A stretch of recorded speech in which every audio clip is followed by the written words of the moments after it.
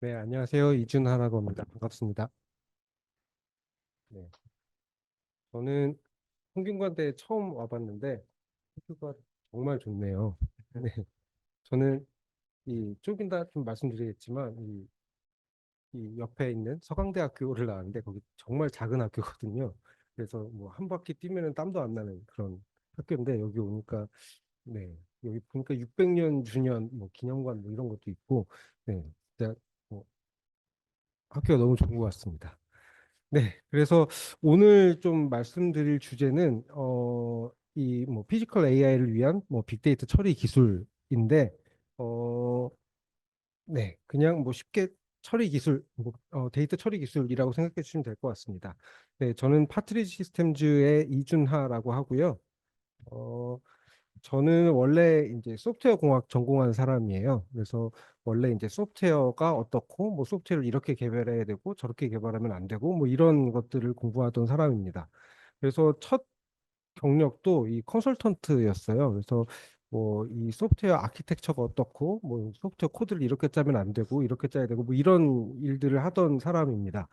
근데 어, 되게 우연치 않은 기회에 미국에 갈 일이 좀 있었었어요. 그래서 갔는데 거기가 너무 좋은 거예요. 이제 제가 간 곳이 처음 간 곳이 이제 미시간이었는데 이게 너무 좋아서 아 여기에서 조금 뭐 좀 살아보고 싶다라고 생각을 해서 주위를 둘러보니 마침 거기가 디트로이트였습니다. 그래서 주위를 둘러보니까 다 자동차 회사밖에 없어서 내가 자동차 타고만 다녔지 내가 이걸 어떻게 만들지라고 반신반의하면서 이렇게 첫 음으로 이제 처음 들어간 곳이 이제 매그나라고 하는 회사입니다. 여기는 아마 잘 모르실 텐데 자동차 부품을 만드는 회사 중에 뭐전 세계에서 가장 큰 회사 중에 하나입니다. 여기에서 이제 제가 어, 이 자동차 테스트하고 밸리데이션 하는 그 팀에 있었는데 여기에서 이제 전사의 이제 데이터를 관리하고 이제 처리하는 그런 팀의 이제 팀장이었어요. 여기서 한 10년 정도 근무를 하다 보니까 아, 데이터에 관련된 문제가 점점 심각해지는구나. 이게 진짜 되게 어려운 문제가 되어 가고 있구나라는 것들을 이제 좀 몸소 깨닫고 그러면은 이런 이제 부품 회사 말고 진짜 이제 자동차 브랜드들에서는 어떻게 일하지? 그러고서 이제 옆에 있는 이제 제너럴 모터스로 이직을 했습니다. 여기에서도 뭐 비슷한 일을 했고요. 여기는 이제 뭐 선행 연구팀이었는데 뭐 하는 일은 뭐 거의 비슷했습니다. 여기에서도 이제 데이터 관련된 일을 하다 보니까 아 진짜 이게 좀 확신이 들었어요. 여기서 네.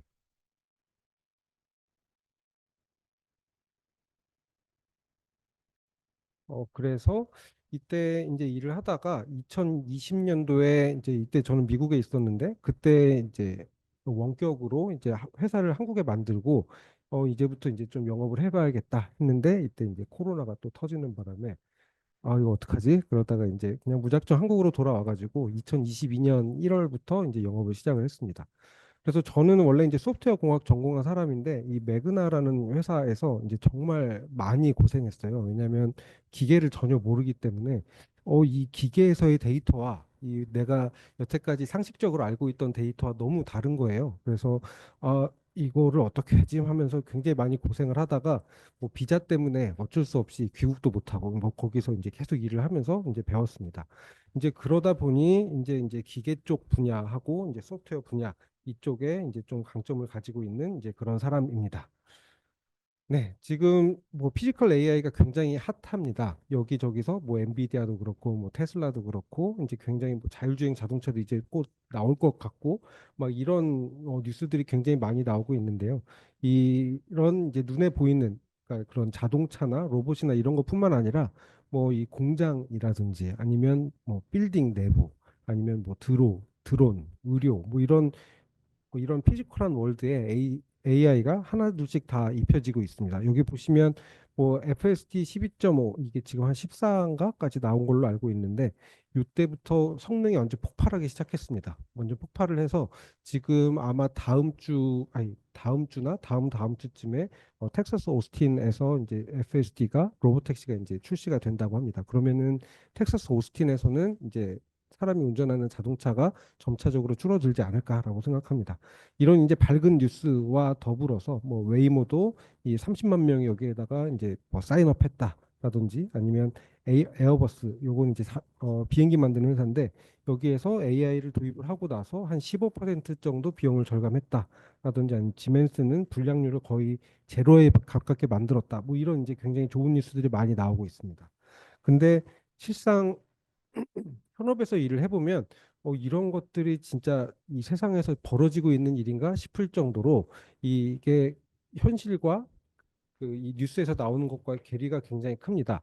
그 이유는 이렇게 이제 앞서가는 기업들, 그러니까 뭐 테슬라나 아까 얘기했던 지멘스나 뭐 이런 회사들을 제외하고는 다들 굉장히 어려움을 겪고 있기 때문입니다. 요 이건 이제 자율주행 레벨 4, 레벨 5의 출시 연도인데요. 원래 이제 자율주행 자동차를 여러 회사들이 단계적으로 뭐 25년, 뭐 26년도 뭐 이때 양산을 하겠다 이렇게 발표를 했지만 요게 이제 뭐 심하게는 4년, 뭐 적게는 뭐 1년 뭐 이렇게 이제 계속해서 연기가 되고 있는 그런 상황입니다. 요것도 사실은 현업에서 보면 요것도 현실적으로 보이진 않아요. 훨씬 더 밀리지 않을까라고 생각을 하고 있고요. 그리고 이제 스마트 팩토리 분야 여기도 이제 여러 기업들이 이 스마트 팩토리 분야에 AI를 많이 도입을 하고 있는데 여기에 이제 탑 쿼타일 그러니까 상위 25%의 이 리딩하는 그룹과 그렇지 못한 이제 버텀 50%의 이 레깅하고 있는 그러니까 좀 팔로워들 간의 갭이 굉장히 벌어지고 있습니다. 이게 2020년도, 22년도 자료니까 아마 지금은 훨씬 더 많이 벌어지지 않았을까라고 생각하고 있습니다. 결국에 지금 AI는 데이터로부터 만들어집니다. 그러니까 원래 이런 물건을 만드는 건 뭐 철로도 만들고 뭐 알루미늄으로도 만들고 하지만 AI를 만드는 거의 유일한 재료는 데이터입니다. 그래서 데이터를 이걸 어떻게 활용을 하느냐 요거에 따라서 기업 간 역량의 편차가 굉장히 커지게 될 수밖에 없습니다. 그래서 이런 기업의 데이터 역량은 이런 데이터 활용 경험이라든지 아니면 데이터 전문성 보유 그리고 인프라 성능 뭐 이런 것들이 이제 굉장히 중요합니다. 그러면 데이터가 왜 이렇게 뭐 어렵나라는 이제 그런 좀 질문을 해볼 수 있을 것 같은데요. 이게 절대적으로 보면 데이터의 양이 너무 많기 때문입니다. 일단 데이터가 너무 크고 너무 많습니다. 그래서 지금 2020년도에 전 세계적으로 피지컬한 AI, 피지컬한 그런 이제 디바이스에서 나오는 데이터, 그러니까 뭐 어떤 뭐 로봇이나 아니면 자동차나 뭐 이런 카메라들이나 아니면 라이다, 레이다 뭐 이런 데이터들의 양이 총 40 제타바이트였다고 합니다. 40 제타바이트가 아마 잘 안 와 닿으실 수 있는데 우리가 많이 쓰고 있는 메가바이트 단위를 보면 제타바이트는 요 정도 되는 양입니다.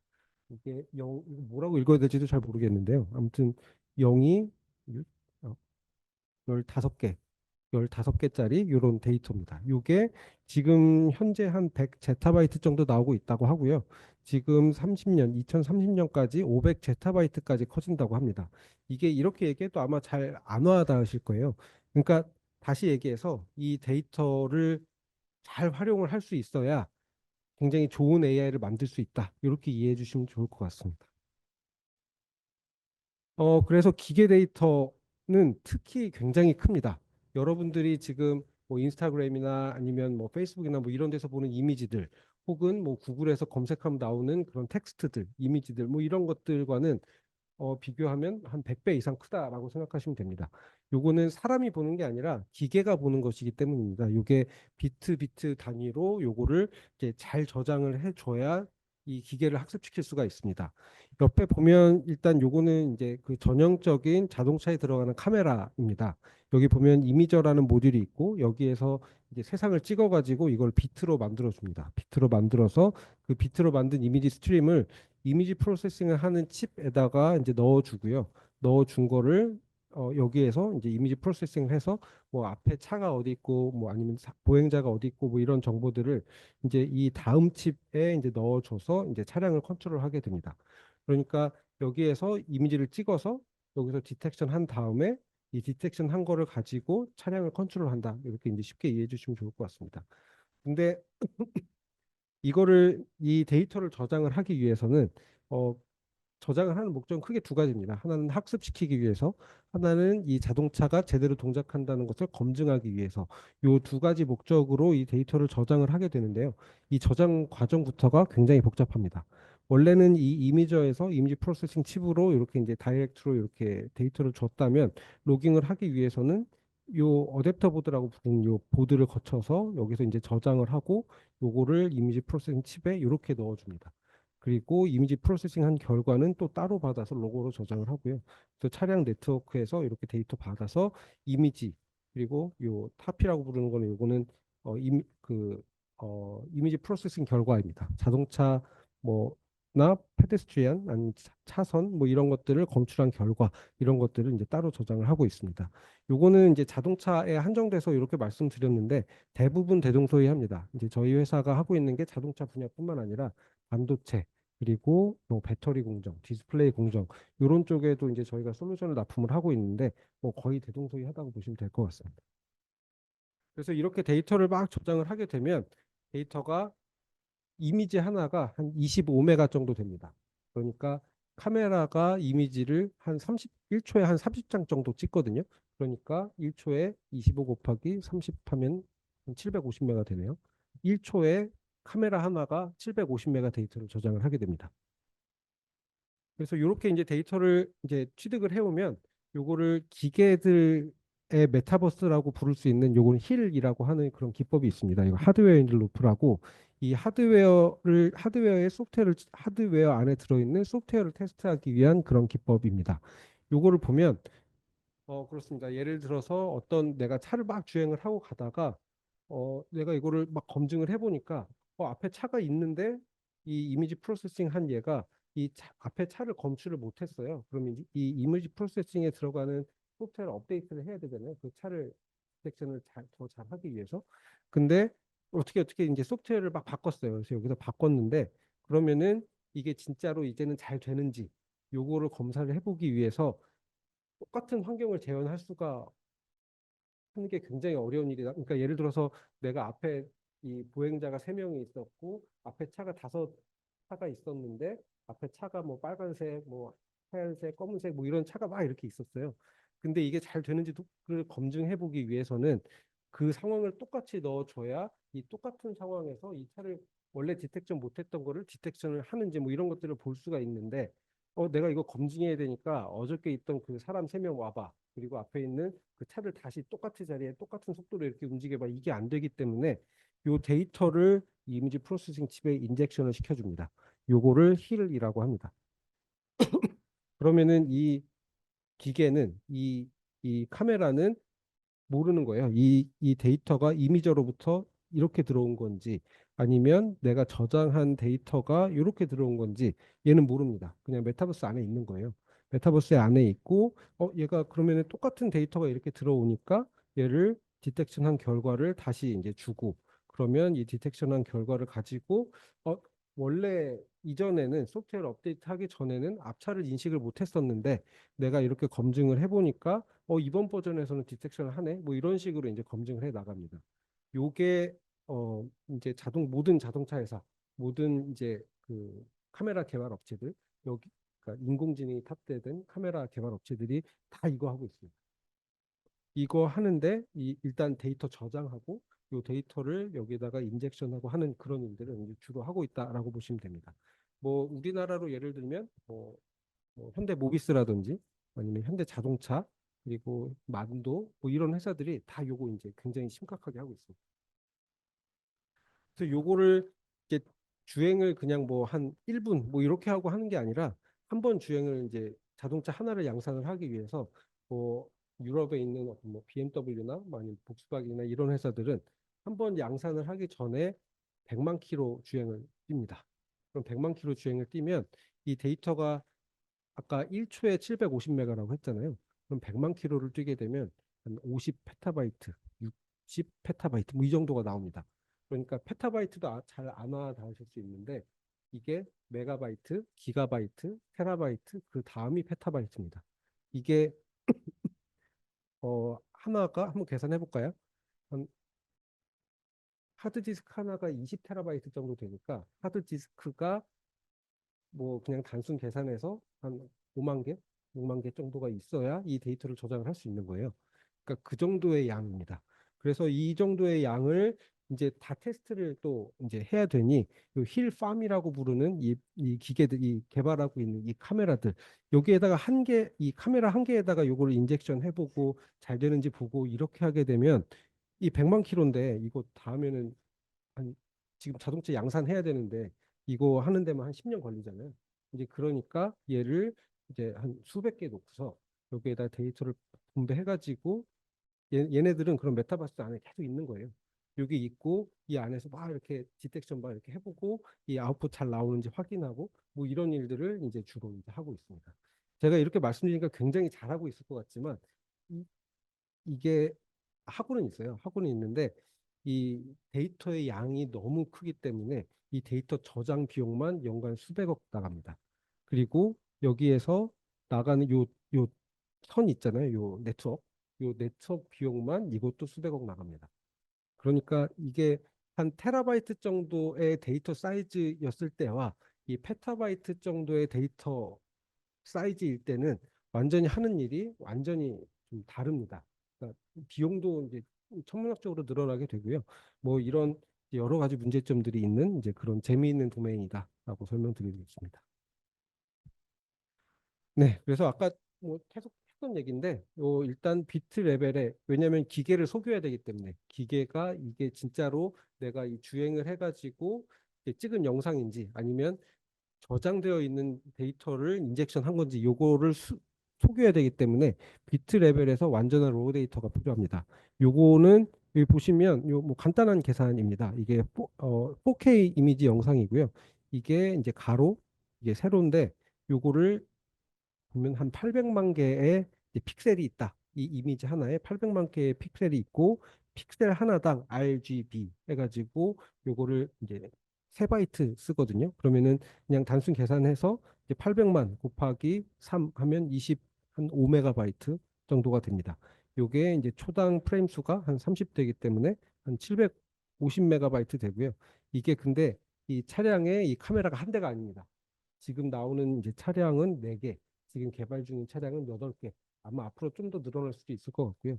그러면 차량 한 대가 8개니까 이게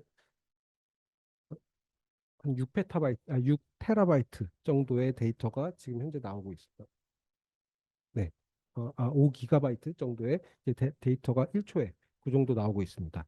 그러니까 자동차가 1초 움직이면 5기가바이트가 나오는 거예요. 근데 요걸 이제 1시간을 취득을 했다. 그럼 1시간만 취득하면 그냥 하드디스크 하나가 꽉 찹니다.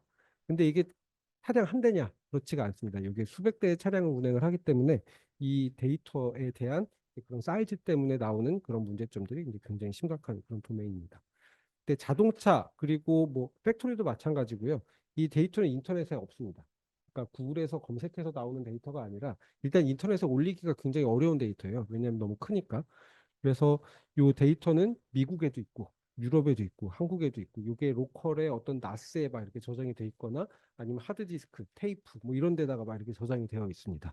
그리고 이런 이제 취득하는 것도 이게 원래 AI를 학습시키려면 지금 뭐 챗GPT나 이런 것들을 학습시키려면 인터넷에 있는 데이터를 잘 긁어와 가지고 그거 잘 학습시키면 되잖아요. 물론 이 과정이 굉장히 어렵기는 하지만 이 과정과 비교해서 이게 인터넷에 있는 그런 데이터를 학습시키는 것과 인터넷에 없는 데이터, 이게 물리 세상에 여기 이제 나스에 딱 이렇게 저장되어 있는 이 데이터를 학습시키는 것은 굉장히 이제 차이가 큽니다. 그래서 이 자동차를 양산을 하려면 이게 미국에도 팔아야 되고 유럽에도 팔아야 되고 하기 때문에 이 전 세계적으로 데이터 취득이 일어납니다. 그래서 안 그래도 굉장히 큰데 요게 이게 전 세계에 다 산재가 되어 있기 때문에 굉장히 어려움을 겪고 있습니다. 요거를 그냥 미국에서 한국으로 보내는 지금 현재 가장 효율적인 방법은 DHL입니다. 그러니까 택배로 요런 이제 이게 한 1페타 정도 되거든요. 요거를 1페타바이트를 그냥 택배로 보내는 거예요. 택배로 보내는 게 이제 가장 쌉니다. 근데 요거 택배로 보내는 비용도 굉장히 비싸요. 요거 이게 한 150kg 되거든요. 150kg를 이 정도 크기의 150kg를 보내면 이것도 연간 뭐 100억까지는 안 되지만 이 전송 비용만도 이제 수십억 듭니다. 그래서 요새는 이거를 이거 너무 힘들어. 이거 너무 이거 중간에 이거 데이터 날아가기도 하고 뭐 유실되기도 하고 막 그러니까 이거 너무 힘들어. 이거 우리 AWS를 이용을 해볼까? 그래서 AWS에 올리면 한 번 1페타바이트 올리면 한 20억 정도 듭니다. 올리면 그러니까 이 올리는 것도 그냥 일반 인터넷 선을 통해서 올리지 못해요. 그러니까 AWS 디렉트 커넥트라고 하는 초고속 인터넷 망을 제공을 하는데 걔가 25기가빗 이더넷 아니면 100기가빗 이더넷 뭐 이런 거를 제공을 합니다. 그럼 25기가빗이면 1초에 한 3기가 정도 3기가바이트 정도 보낼 수 있는 거예요. 그러니까 1초에 영화 한 편 보내는 이런 네트워크를 제공을 하는데 그게 엄청나게 비쌉니다. 저장 비용도 비싸고요. 이제 그런 여러 가지 문제점들 때문에 이런 이제 피지컬 AI를 이제 실제로 양산하기가 이제 굉장히 어려운 이제 그런 상황입니다. 근데 이거를 뭐 여러 똑똑한 사람들이 다 모여가지고 이거를 좀 잘 해결해보자 해가지고 좀 솔루션을 찾아볼 수도 있을 것 같은데 이게 사실상 쉽지가 않습니다. 왜냐하면 이 우리 성공회대학교도 마찬가지지만 전공들이 다 나눠져 있잖아요. 그러니까 소프트웨어 하는 사람들 따로, 기계 하는 사람들 따로. 근데 소프트웨어 하는 사람들은 기계에 대해서 전혀 모릅니다. 제가 그렇게 고생했던 것처럼 기계 하는 사람들은 소프트웨어 하는 거 잘 몰라요. 그러니까 기계에 들어가는 소프트웨어는 잘 알겠죠. 근데 이 정말 그 하이 레벨 소프트웨어, 그러니까 뭐 클라우드 소프트웨어라든지 뭐 이런 것들은 전문성이 없습니다. 뭐 없다라고 얘기하면 좀 그렇지만 아무튼 뭐 그런 것들을 주로 배우지 않습니다. 그 이유가 여기 일단은 케이블부터가 다릅니다. 요거 여러분들이 이제 뭐 여기도 아마 꽂혀 있을 텐데 이더넷 케이블, 이거 RJ45라고 부르는 요 랜 케이블, 요거를 이제 주로 써서 통신을 하는데 이 메카닉 월드에서는 이 파크라 케이블, 요거가 이제 카메라에 꽂는 케이블입니다. 그리고 여기도 이더넷을 쓰기는 쓰는데 케이블 자체가 달라요. 이런 케이블을 쓰고요. 여기서는 이더넷, 뭐 REST API, 뭐 gRPC, 웹 소켓, 뭐 이런 거를 통해서 뭐 한다 하고 그리고 처리되는 데이터도 다 데시멀이나 아니면 뭐 텍스트 그리고 이미지가 뭐 JPEG 이미지 그리고 뭐 MP4, PNG, 뭐 BMP 뭐 이런 거에 익숙한 그런 월드라면 요 메카닉 월드에서는 이 GMSL 1, 2, 3 그리고 FPD 링크, 우리 캐너디, 린, 오로모리브 이더넷 아니면 뭐 이런 이제 네트워크도 쓰고 그리고 처리하는 거의 대부분의 데이터는 그냥 바이너리 처리합니다. 그래서 여기서는 더하기 빼기인데 여기서는 시프트, 뭐 비트 플립 뭐 이런 것들이 이제 기본 연산자입니다. 그리고 여기에서 이제 뭐 이미지라고 하면 YUB 422, RCCC12, RYYCY, 뭐 베이어 이미지 뭐 이런 것들이 이미지고요.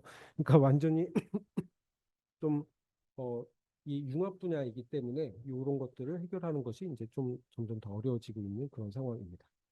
이건 좀 했던 얘기인데 여기에 이제 좀 한 가지만 조금 더 보면 이렇습니다. 요 검증에 관련된 것들 조금 저는 강조를 하고 싶은데요. 일반 소프트웨어 AI, 뭐 챗GPT나 뭐 아니면 소라, 뭐 AI 비서 뭐 이런 것들이 요새 많이 나오고 있는데 이런 것들은 이제 소프트웨어에 검증을 하고 여기에서 이 챗GPT가 그 허언을 되게 많이 하잖아요. 이게 사실이 아닌 이야기들을 굉장히 많이 하는데 이제 그렇다고 하더라도 사람이 죽지는 않아요. 이게 뭐 뭔가 잘못됐다고 해서 뭐 사람이 죽거나 아니면 경제적으로 엄청난 손실이 오거나 뭐 이러지는 않습니다. 근데 이 피지컬 AI 같은 경우에는 어떤 이 피지컬한 어떤 형상이 있는 AI이기 때문에 뭔가 잘못됐을 때 사람이 죽을 수 있습니다. 그리고 팩토리에서 뭔가 하나 잘못되면 굉장히 큰 경제적 손실을 일으킬 수 있습니다. 그러니까 여기에서 이제 검증에 대해서 이제 훨씬 더 이런 검증이 훨씬 더 강조되는 이제 그런 도메인이다라고 말씀드릴 수 있을 것 같습니다. 그래서 많은 분들이 생각하실 때 이 데이터 하면은 AI를 학습시키는 데 쓰이는구나라고 많이 생각하실 텐데 맞습니다. 거기도 많이 쓰이고요. 근데 이 피지컬 AI 분야에서는 이게 검증에 훨씬 더 중요한 그런 섹터이기 때문에 뭐 예를 들면 학습할 때 데이터가 10이었다. 그러면 검증할 때 데이터가 100입니다. 근데 검증할 때 이제 데이터가 훨씬 더 많이 필요하고요. 그래서 지금 뭐 현대자동차도 그렇고 이제 다른 회사들이 그 자율주행 자동차를 못 만드는 게 아니에요. 이미 알고리즘 다 있고요. 돌아갑니다. 돌아가는데 지금 이게 출시가 안 되고 있는 이유가 검증이 안 돼서 그렇습니다. 그러니까 이게 어떤 환경에서도 사고가 나지 않는 것이 보장이 돼야 양산을 할 수가 있는 거예요. 왜냐하면 이게 뭐 100번 잘해도 한 번 잘못해서 사람 죽으면 이게 그러면 안 되는 도메인이기 때문에 이 검증을 하기 위해서 이제 굉장히 많은 노력을 하고 있고 거기에서 이제 연간 수백억, 수천억 원의 비용이 발생을 하고 있는 그런 상황입니다. 법적 규제가 있는데 이것도 인터넷에 그냥 데이터가 있으면 그거를 규제할 방법은 없어요. 그냥 가서 접속해서 보는 거니까 그거를 규제는 안 합니다. 뭐 더 엄밀하게 얘기하면 못하는 거겠죠. 근데 이 피지컬한 AI는 이게 인터넷에 있는 데이터가 아니기 때문에 법적 규제 대상입니다. 일단 우리나라도 이 전략 산업으로 규정되어 있는 뭐 배터리, 반도체 뭐 이런 데서 나오는 데이터는 해외로 나가면 굉장히 큰 됩니다. 이 국정원에서 이런 것들 모니터링을 하고 있고요. 마찬가지로 유럽, 미국 다 유사한 법들이 있습니다. 그래서 나는 이 월드 파운데이션 모델을 만들고 싶은데 이 피지컬한 AI를 위해서 이제 그런 걸 만들고 싶은데 미국에 있는 데이터를 어떻게 활용을 해야 되지? 이거 못 가져오니까 유럽에 있는 데이터를 어떻게 활용하지? 하면서 이 굉장히 어려움을 겪고 있는 그런 상황입니다. 여기에서 돈 지출하고 있는 걸 보면 이런 이제 규제 관련돼서 훨씬 더 이제 좀 심각해지고 있는 그런 상황이다라고 말씀드릴 수 있을 것 같습니다. 좀 정리를 해보면 이렇습니다. 일단은 데이터가 500제타바이트가 있어요. 만큼이 있는데 여기에서 일단 옮겨야 됩니다. 이걸 AI를 학습시키기 위해서는 데이터를 가져와서 모델에다가 막 넣어가서 학습을 시켜줘야 되는데 일단 첫 번째 문제 이렇게 많은데 이 중에 내가 뭐를 옮겨야 되지? 이 문제가 첫 번째 있습니다. 이제 두 번째는 로지스틱. 이제 데이터를 야 이거 야 1초에 카메라 하나에 지금 한 800메가 정도 데이터가 나오는데 이거 어떻게 옮기지? 이거 미국에 있어. 이거 어떻게 옮길 거야? 이런 문제. 이제 세 번째는 이 데이터의 양이 아까 뭐 100만 킬로 이렇게 말씀드렸는데 이 100만 킬로를 사람이 다 뭐 이렇게 뭐 그 탐색기에서 이렇게 카피해가지고 이렇게 넣을 수가 없어요. 그러니까 100만 킬로니까 이 100만 킬로인데 이거를 어, 시간으로 환산을 해보면 정확히 기억이 안 나는데 한 10,000시간 가까이 됩니다. 10,000시간 정도 되는 데이터를 사람이 다 움직여가지고 막 이렇게 할 수가 없으니까 야 이거 옮긴 다음에 이거 어떻게 자동화할 거야? 뭐 이런 이슈들이 있습니다. 그래서 저희가 지금 뭐 저희의 이제 기술이기는 한데요. 뭐 저희 기술을 홍보하려는 것은 아니고 그냥 이런 기술들이 있어야 이게 지금 피지컬 AI를 좀 개발을 할 수가 있고 그리고 특히 이제 검증을 할 수가 있고 뭐 이런 이제 핵심 기술들이라고 생각을 하는 부분들입니다. 첫 번째는 데이터가 너무 크기 때문에 이 데이터를 어떻게 좀 작게 만들어서 이거를 옮기고 저장하고 활용할 수 있을까? 뭐 이런 기술 그리고 이 검색 기술, 그러니까 이 모든 데이터는 다 이진수로 되어 있는 그런 데이터이기 때문에 이게 그냥 뭐 키워드 검색처럼 내가 뭐 구글에서 뭐 키워드 넣어가지고 이렇게 검색을 할 수 있는 데이터가 아니잖아요. 왜냐하면 다 01, 01 뭐 이렇게 돼 있는데 내가 뭐 그 데이터에서 예를 들면 트래픽잼에서 취득한 데이터만 찾고 싶다라고 하면 그걸 어떻게 찾을 것인가? 그러니까 다 이미지로 그냥 되어 있는 거고 그걸 어떻게 찾을 것인가? 그리고 그 이미지가 다 실제 이미지, 그러니까 뭐 JPEG이나 이런 이미지가 아니라 0과 1로 구성되어 있는 그 비트 로 이미지인 경우에 그걸 어떻게 검색해서 가져올 것이냐. 그리고 이 세 번째, 이 자동화 기술, 데이터가 취득되면서부터 이 옮겨지고 나서 이제 학습되고 검증되는 이 전 과정을 어떻게 디자인할 것이냐, 어떻게 자동화할 것이냐, 이런 이제 세 가지 기술을 이제 저희는 연구 개발을 하고 있고, 요 기술들이 이제 피지컬 AI를 학습시키고 특히 검증하는데 이제 굉장히 중요한 역할을 하고 있다라고 생각합니다. 그래서 첫 번째로는 여기는 조금 약간 기술적인 내용이 될 수도 있는데요. 요거는 최대한 쉽게 그리고 좀 디테일한 부분들은 좀 빼고 좀 이해하기 쉽게 좀 말씀드리도록 하겠습니다. 저희는 이미지를 무손실 압축하는 기술을 가지고 있어요. 이제 저희가 요런 이제 데이터가 워낙에 크다 보니까 이거를 어떻게 줄이지라는 생각을 하다 보니 여기까지 왔습니다. 그래서 이거를 저희가 어떻게 했는지 를 좀 설명을 드리도록 하겠습니다. 그런 아이디어를 가지고 뭔가 좀 새로운 압축 알고리즘을 개발하실 수도 있고 여기에서 뭐 플러스 알파 해가지고 여기서 조금 더 개선을 하실 수도 있지 않을까라는 생각에서 요거를 좀 가져와 봤습니다. 일단은 컴퓨터에서의 숫자 표현 요 얘기부터 좀 해보고 싶습니다. 그래서 컴퓨터에서 기본 단위는 8비트입니다. 그러니까 모든 데이터가 8비트로 표현이 됩니다. 그러니까 내가 뭐 3비트만 필요해라고 해도 그래도 8비트입니다. 그러니까 그냥 8비트예요. 그래서 0에서부터 255를 표현하려면 어떤 이런 이제 숫자가 있다라고 하면 8비트가 전체가 다 필요합니다. 이게 다 0이면 0이고 다 1인 경우에 255입니다. 그러니까 이게 RGB 영상에서 그 레드 영역, 레드 채널 요거를 보면 요 레드 채널이 다 이제 0에서 255로 완전 어두운 그런 이 0이면 그냥 그 까만색이고요. 요거면은 완전히 이제 그러니까 이 밝기라고 생각하시면 됩니다. 이 빨간색 채널의 밝기라고 생각하시면 됩니다. 이게 G는 이제 그린 채널의 밝기 뭐 이렇게 생각하시면 되고요. 아무튼 뭐 이렇게 0에서부터 255를 표현을 하기 위해서는 이제 8비트가 다 필요합니다. 근데 만약에 어떤 데이터가 있는데 이게 0에서부터 16까지밖에 없어요. 이 데이터가 이 17부터는 죄송합니다. 이 15네요. 0에서부터니까. 이 0에서부터 15까지의 데이터가 있다라고 했을 때 이게 이 16부터는 필요가 없습니다. 어차피 이 데이터는 뭐 0에서부터 15까지밖에 없으니까 이것만 표현을 하면 되는 거예요. 근데 그래서 여기 이게 0, 요 다 1일 때 15 이렇게 됩니다. 그러면 아까 이제 처음 말씀드린 거는 요게 8비트 그러니까 4비트만 난 4비트만 필요한데 그래도 컴퓨터에서는 8비트가 기본 단위이기 때문에 요게 그냥 낭비가 됩니다. 그냥 이게 패딩이라고 하는데 여기 그냥 다 0으로 이제 채워지는 거예요. 요거는 아예 쓰지 않는데 여기 이제 들어가 있는 겁니다. 그래서 이거를 이제 비트 패킹이라고 하는 기법이 있는데 이렇게 여기 모든 데이터가 0에서 16까지로 표현이 된다, 15까지로 표현이 된다라고 했을 때 이 여기 4비트, 여기 4비트만 쓰고 있기 때문에 얘를 이렇게 시프트하고 얘를 여기로 시프트합니다. 그래서 이렇게 이제 한 바이트 안에 한 바이트가 8비트고요. 그래서 이 한 바이트 안에 이렇게 이제 데이터를 이렇게 나눠서 이걸 쓰는 기법, 요거를 이제 비트 패킹이라고 합니다.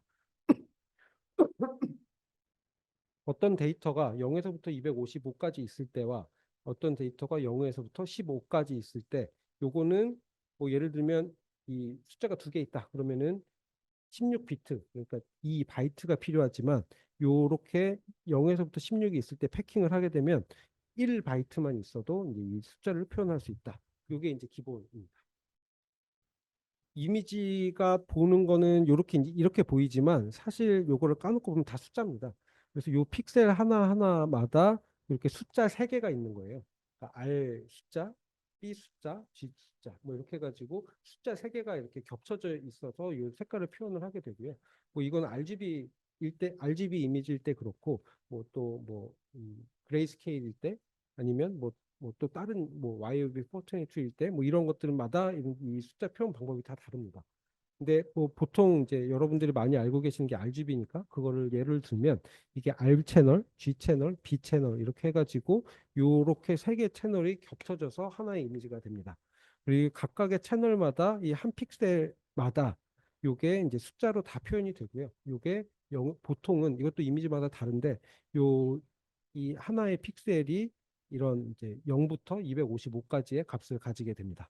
그래서 이렇게 이제 되어 있고 그래서 이제 아까 말씀드린 것처럼 이렇게 이제 이 0에서부터 255까지를 저장을 해야 되기 때문에 이 하나가 이 픽셀 하나를 표현하는데 3비트, 아니 3바이트 그러니까 RGB에서 3바이트가 필요하고 픽셀 수가 800만 개니까 한 해 23회가 이렇게 이제 계산을 합니다.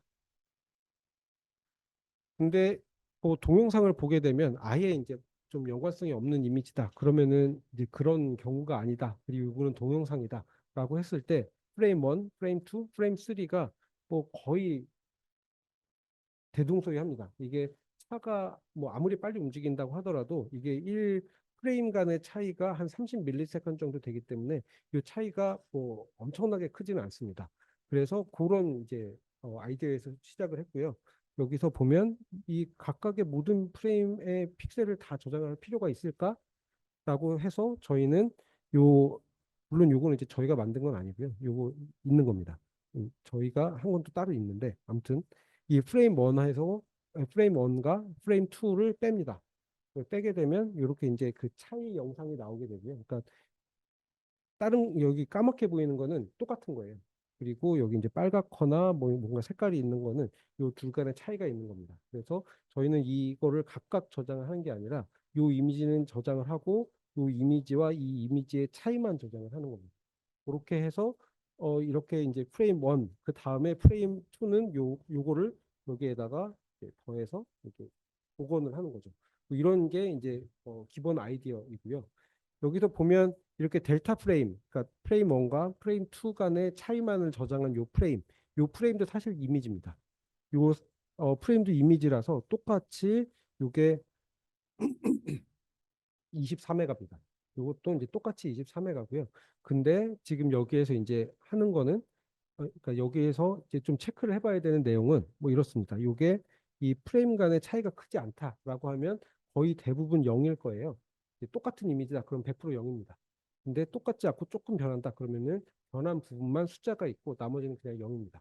그러면 변한 부분도 이게 뭐 갑자기 뭐 까만색이었다 하얀색으로 변하고 이런 경우가 뭐 물론 있지만 이제 그런 경우보다는 이게 까만색이었는데 이제 콜이 된다든지 이렇게 이제 그 차이만 저장을 하기 때문에 이 숫자들이 원래는 0부터 255였는데 이 숫자의 레인지가 굉장히 많이 줄어들게 됩니다.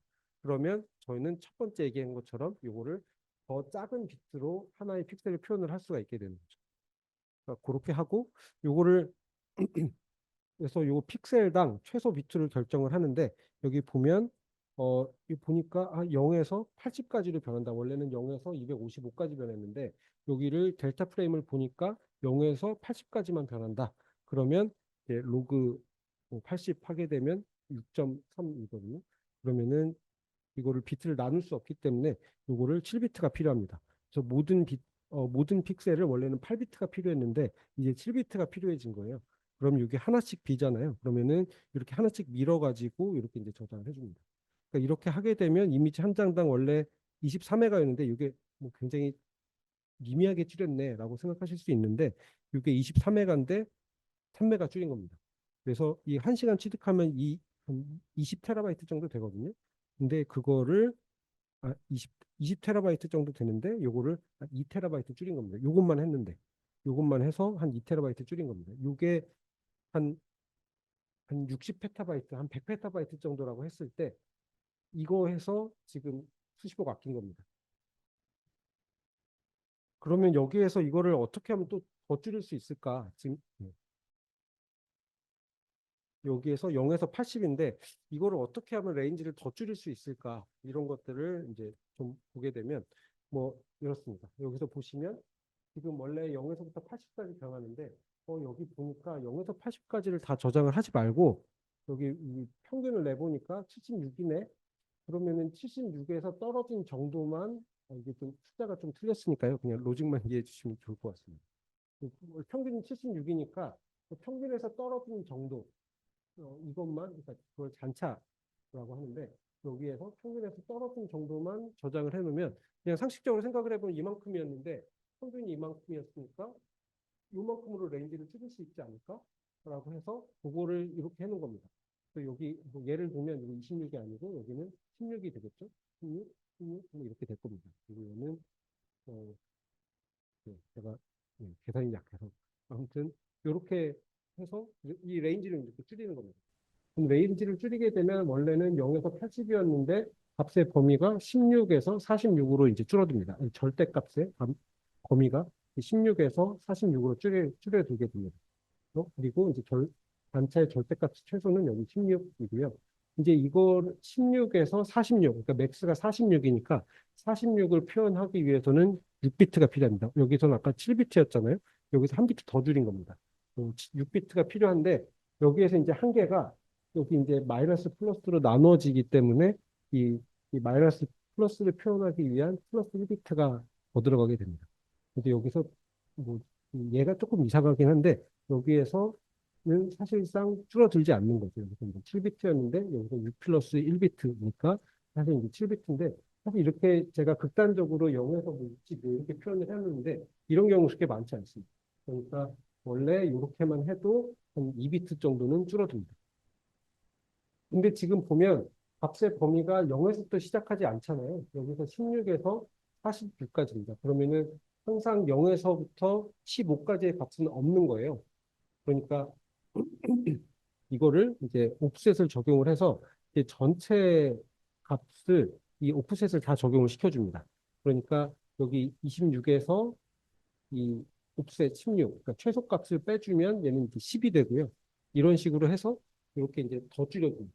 이렇게 더 줄여주게 되면 값의 범위가 이게 이제 이렇게 시프트하기 때문에 0에서 30까지의 값을 가지게 되고요. 그러면은 0에서 30까지를 표현을 하는데 5비트면 충분합니다. 거기에다가 이제 사인 비트, 요거 플러스 마이너스를 저장할 수 있는 1비트, 이렇게 해가지고 6비트가 필요하게 됩니다. 그러면 원래 8비트가 필요했었는데 지금 이제 6비트만 필요하게 된 겁니다. 이렇게 이제 하는데 이렇게 했을 때 요 전체 이미지를 이렇게 보게 되면 여기 이제 레인지가 0에서부터 8집이잖아요. 근데 만약에 내가 이거를 전체 이미지를 통해서 하는 게 아니라 내가 이거를 이렇게 나눠서 이제 한다라고 하면 이거를 일단 요거부터 네 이렇게 이제 하게 되면 원래 8비트였는데 이제는 5 플러스 1비트 6비트가 필요해졌습니다. 그래서 원래 이렇게 지금 10이니까 이게 10이고 10이고 여기 8 그리고 앞에가 여기 사인이면 1 그러니까 이게 아니 이게 마이너스면 1 여기 플러스면 0 뭐 이런 식으로 이제 마킹을 해두고 요게 10 이고요. 요게 이제 8입니다. 이런 식으로 해가지고 얘를 인코딩을 하고, 근데 얘가 6비트가 필요하기 때문에 나머지 2비트는 놉니다. 그래서 얘를 이제 시프트 해주고요. 여기가 이렇게 빨간색을 이렇게 밀어서 이렇게 파란색도 밀어서 이렇게 하게 되면 이게 원래는 이 4개 픽셀을 표현을 하기 위해서 4바이트 그러니까 한 32비트의 이제 공간이 필요했는데 이제는 3바이트만 필요해졌습니다. 이렇게 이제 압축을 하고요. 그런데 지금 아까 잠깐 말씀드린 것처럼 이거를 전체 프레임에 대해서 하게 되면 여기서 보시면 이 값의 범위가 0에서부터 8집이잖아요. 근데 지금 이렇게만 놓고 보겠다라고 하면 값의 범위가 그냥 60이에요. 평균에서 떨어진 값이 0입니다. 그러면 얘는 그냥 0이라고 1비트로 그냥 전만 찍어주고요. 그리고 여기 이제 보게 되면 25, 아니 20, 50, 19 이렇게 되어 있는데 평균이 20입니다. 그러면은 이거를 표현을 하기 위해서는 원래는 이제 8비트, 요거 8비트, 8비트 4개니까 32비트가 필요한데 이렇게 하게 되면 24비트만 필요합니다. 그러니까 뭐 방금 설명드린 그 알고리즘을 도입하면 24비트만 필요하게 되고요. 얘도 마찬가지로 24비트 뭐 이런 식으로 해가지고 이렇게 이제 블럭을 나눠서 이 블럭을 내에서 이 압축을 쭉 해줍니다. 그래서 여기 원래 이미지가 있으면 이렇게 이제 따로 저장을 해주는 거죠. 이제 그러면 이제 더 훨씬 더 많은 이제 공간을 조작을 할 수가 있습니다. 이런 식으로 이제 저희가 이제 압축을 했을 때 굉장히 높은 압축률을 보였고요. 그러면 이제 중요해지는 포인트 중에 하나가 요겁니다. 이 블럭 사이즈를 지금 이제 예제니까 이제 4 x 4, 2 x 2 해가지고 이렇게 이제 4개 픽셀을 기반으로 이 블럭 사이즈를 잡았는데 이렇게 하는 게 최적이 아닐 수도 있잖아요. 이렇게 하는 게 최적일 수도 있고, 이렇게 하는 게 최적일 수도 있고, 뭐 이렇습니다. 그래서 저희는 이미지를 압축하기 전에 한번 스캐닝을 쭉 해가지고 이 어떤 크기가 최적이냐, 요거를 결정을 해서 이제 블럭 사이즈를 결정을 한 다음에 그리고 나서 이제 압축을 해줍니다. 이제 그렇게 하게 되면 물론 압축 속도가 한번 스캐닝을 하기 때문에 압축 속도가 떨어질 수밖에 없지만 뭐 그럼에도 불구하고 이거를 뭔가 뭐 압축은 한 번 하는 거고 푸는 거는 한 번만 계속 푸는 거잖아요. 그러니까 압축을 해놓고 계속 이제 복원하면서 쓰는 것이기 때문에 어차피 한 번 하는 거니까 조금 느려도 괜찮습니다. 그래서 요거를 한 번 이렇게 좀 해두고 그래서 어댑티브하게 블럭 크기를 결정을 해가지고 압축을 한다. 그렇게 했을 때 놀라운 압축률이 나오습니다. 최대 92% 정도. 원래 이미지가 23메가인데 이게 2메가로 줄어듭니다. 그리고 평균적으로 보더라도 이게 에버리지가 낮지 않습니다. 76%의 에버리지를 보이고 있고요. 낮은 것도 지금 한 62% 정도의 압축률이 나오고 있습니다. 이거는 이미지 한 3만 개 정도를 이제 압축을 해보고 뭐 이렇게 해본 그런 결과입니다.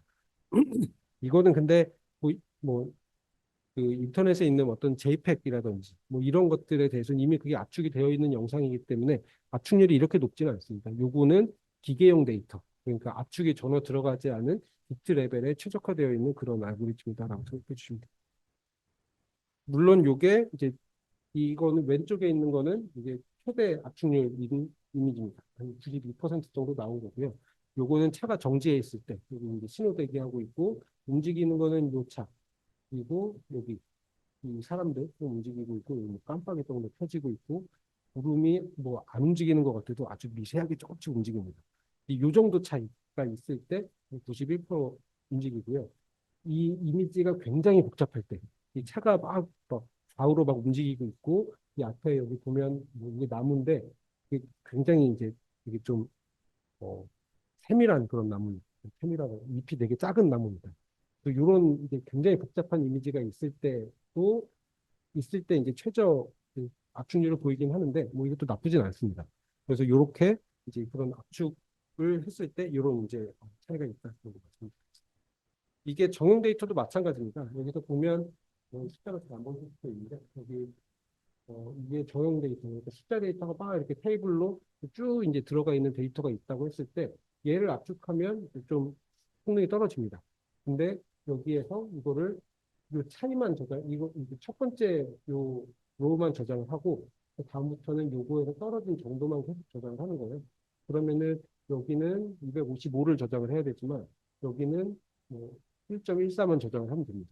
그러니까 이런 식으로 해가지고 뭐 동일한 거예요. 그러니까 이것도 뭐 이렇게 이 로우가 100만 개다라고 했을 때 이 100만 로우를 한 번에 하게 되면 또 압축률이 떨어지고 요거를 또 블럭으로 나눠가지고 한 5줄 하고 그 다음 5줄 하고 이런 식으로 하게 되면 이것도 압축률이 90% 이상 나옵니다. 요거는 저희가 한 3달 전에 했을 때 한 이 정도 나왔고요. 지금 한 91% 정도 나옵니다.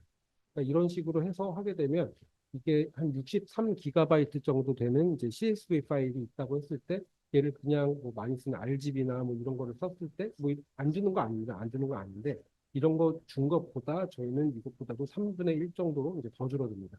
요게 12메가 그냥 12메가 저장하면 되지 뭐 이걸 더 줄여야 되라고 생각하실 수 있는데 요게 페타바이트라면 얘기가 달라집니다.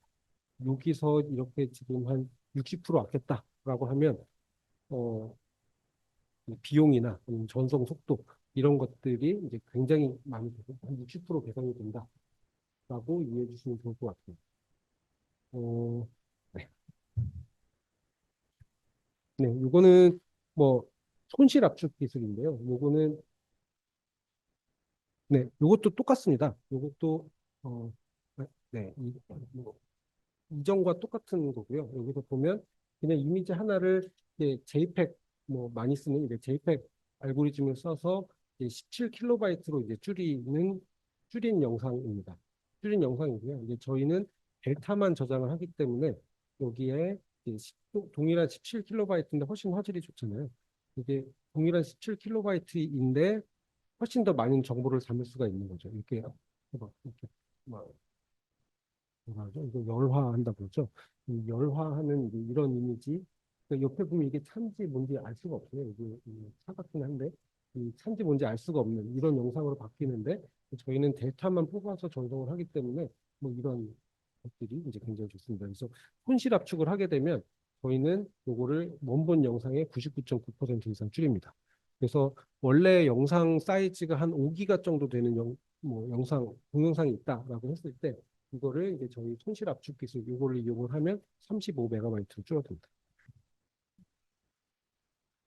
그래서 뭐 이거는 뭐 네, AWS에 이제 그 데이터를 올리고 그거를 활용하는 방법인데요. 뭐 이거는 뭐 일단 뭐 당연한 얘기입니다. 뭐 올리기 전에 컴프레션 해서 올리고 이 그 AWS의 그 S3 버켓 그러니까 데이터 저장소에 컴프레션 된 거를 저장을 하고 쓸 때마다 요걸 이제 디컴프레션을 쓰고 이거를 다운로드 받아서 이제 다운로드 받은 후에 디컴프레션 하기 때문에 저장 비용 그리고 요 전송 비용 뭐 이런 것들이 이제 현저히 줄어든다 정도 말씀드립니다.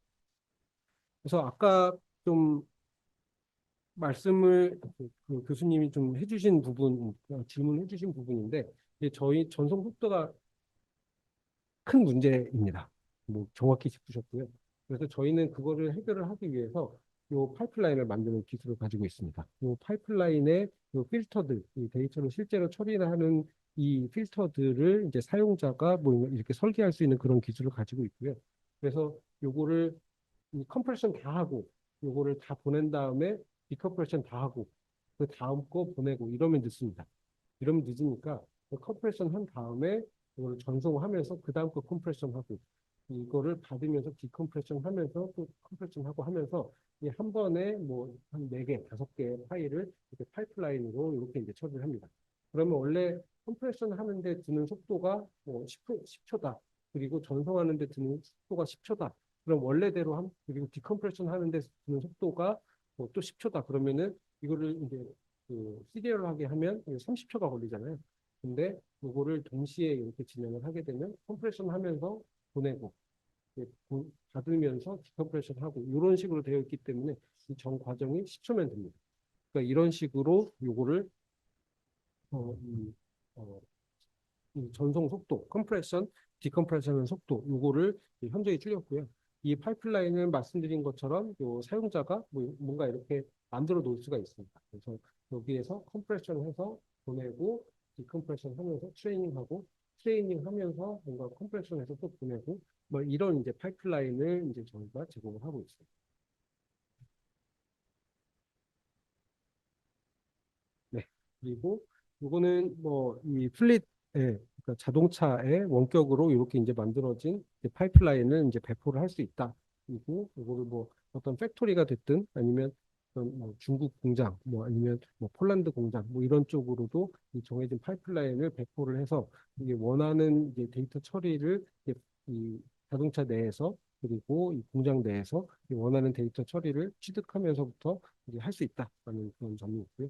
이 서버에서는 이제 컴퓨팅 파워가 되게 뭐 충분하기 때문에 이 만들어진 파이프라인을 뭐 100개, 뭐 200개 뭐 이렇게 병렬로 배포를 해가지고 이 데이터가 뭐 1번부터 10,000번까지 있다라고 했을 때 100개씩 이렇게 이제 병렬 처리를 해서 이제 굉장히 빠르게 데이터를 처리하는 이제 그런 빅데이터 처리 플랫폼이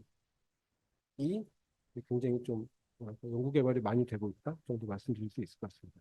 기존에 있었던 뭐 이런 뭐 빅데이터 플랫폼들이 많이 있어요. 근데 요거는 피지컬 AI 데이터는 이게 다 0과 1로 구성되어 있는 이진수 데이터이기 때문에 그리고 이게 어, 어, 이진수 데이터고 그걸 이제 압축해서 활용하는 이제 그런 부분은 없기 때문에 이제 저희가 연구 개발하고 있는 부분은 이 이진수이고 이 이진수가 90% 이상 압축된 데이터를 압축을 해제하지 않고 처리해서 원하는 결과를 내는 이제 그런 플랫폼으로 이해해 주시면 좋을 것 같습니다.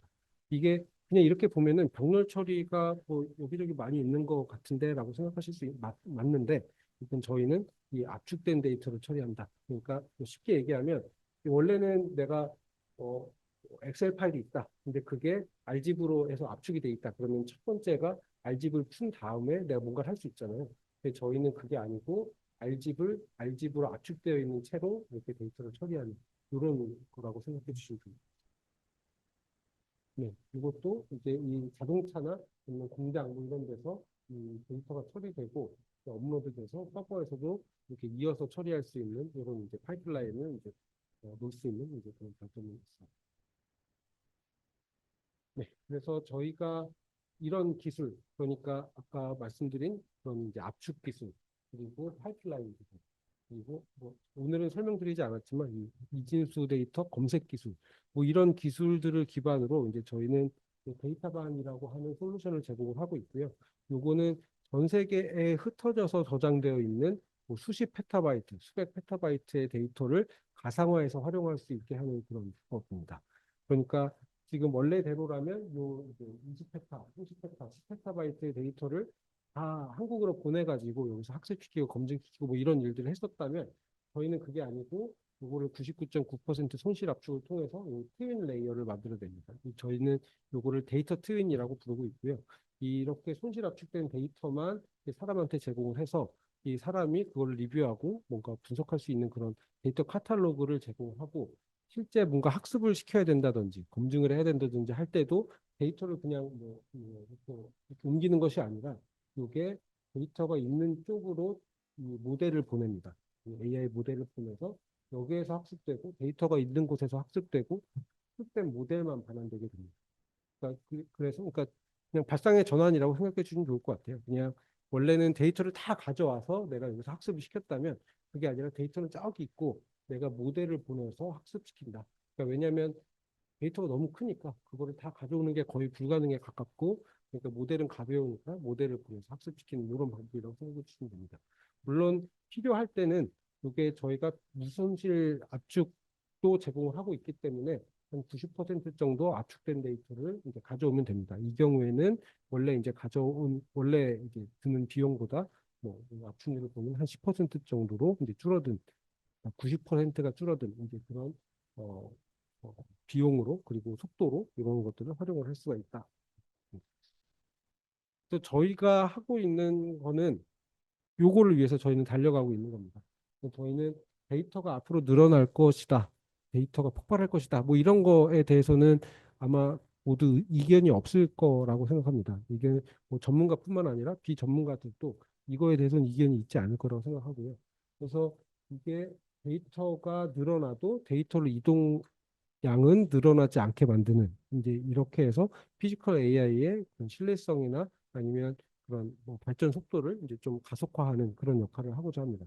그래서 원래대로라면 100%다 가져와야 되는데 저희는 이제 이거를 검색 오늘 그 시간 관계상 뭐 얘기를 못하긴 했는데 여기서 10% 정도만 데이터를 선별해서 선별된 데이터를 90% 압축해서 전송을 하기 때문에 원래대로라면 500제타바이트 다 옮겨야 되는데 여기를 1% 5제타바이트만 옮겨서도 똑같은 일을 할 수 있는 그런 환경을 제공을 하고 있습니다.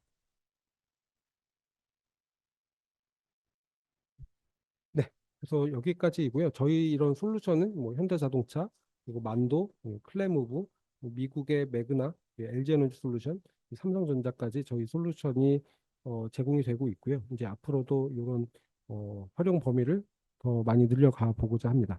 이런 이제 데이터 분야는 이게 특히 이제 그 피지컬 AI, 그러니까 제조 분야, 그리고 뭐 자동차, 뭐 이런 이제 분야들에서는 사실 굉장히 수요가 많습니다. 왜냐하면 이런 데이터의 크기가 정말 이미지 한 장이 스마트 팩토리에서는 초분광 이미지라고 하는 그런 카메라를 쓰기도 하는데 그런 초분광 카메라 같은 경우에는 이미지 한 장이 3기가예요.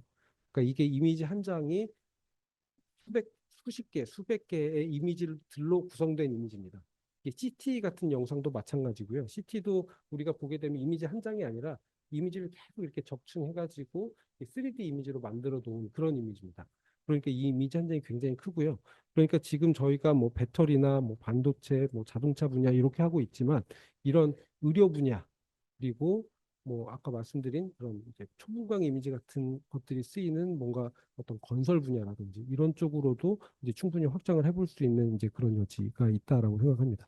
그래서 여기 아마 대학원들이신 거라고 생각이 드는데 이쪽 분야를 좀 연구 개발해 보시는 것도 이제 굉장히 의미가 있는 일이 아닐까. 왜냐면 굉장히 빠르게 크고 있는 시장이고 이 니즈가 이제 시장에서의 니즈가 굉장히 좀 많은 사람이 없어요. 그래서 런 분야이기 때문에 연구 개발 해보고 여기에 좀 해보면 좀 의미가 있는 분야가 아닐까라고 생각해서 네, 오늘 이런 말씀 드렸습니다. 네, 혹시 뭐 저의 발표는 다 끝났고요. 혹시 뭐 질문이나 뭐 관련된 코멘트 있으시면 부탁드리겠습니다.